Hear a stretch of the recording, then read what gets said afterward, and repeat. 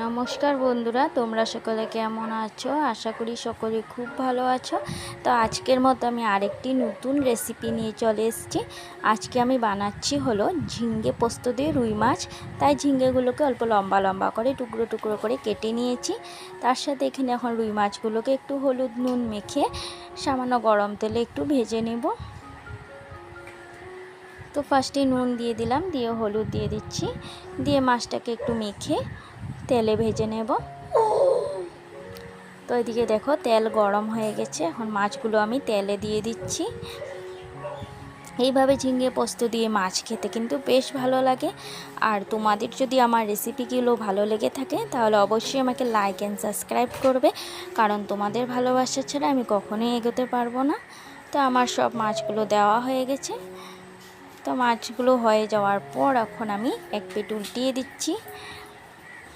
তো মাছগুলো ভাজা হওয়ার পর সে একই তেলে আমি দিয়ে দিচ্ছি কালি জিরা ফোড়ন আর কাঁচা লঙ্কা। ফোড়নটা ভালো করে হয়ে যাওয়ার পর এখানে আমি দিয়ে দিচ্ছি পোস্ত আর কাঁচা লঙ্কা বাটা, দিয়ে ভালো করে নাড়াচাড়া করে এখন এখানে আমি দিয়ে দিব ঝিঙ্গাগুলো, কেটে রাখা ঝিঙ্গাগুলো। তো ঝিঙ্গাটা দিয়েও আমি ভালো করে নাড়াচাড়া করে নিচ্ছি। আমি খুবই সামান্য তেলে এবং খুবই কম মশলাতে রান্নাগুলো করে থাকি। তারপর মিক্সারটা ধুয়ে একটু জল দিয়ে দিলাম। জল খুব একটা বেশি দিইনি, অল্প একটু দিয়েছি। তারপর দিয়ে দিচ্ছি নুন আর হলুদ, দিয়ে ভালো করে নাড়াচাড়া করে অল্প সময়ের জন্য ঢাকা দিয়ে রাখবো, যাতে মশলাটা কষিয়ে যায়।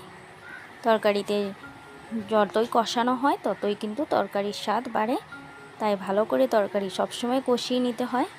তরকারি কষানো হয়ে যাওয়ার পর সামান্য একটু জল দিয়ে দিচ্ছি, কারণ তরকারিটা খুব একটা ঝোলঝোল হবে না, একটু মাখো মাখো টাইপ হবে। তারপর দিয়ে দিচ্ছি ভেজে রাখা মাছগুলো।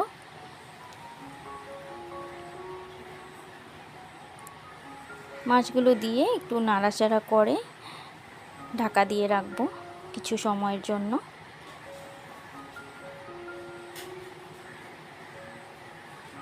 তো ঢাকা দিয়ে রাখলাম। তো দেখো আমার মাছের তরকারিটা হয়ে গেছে, খুব একটা ঝোলও হয়নি আর শুকনাও না, মাখো মাখো টাইপ।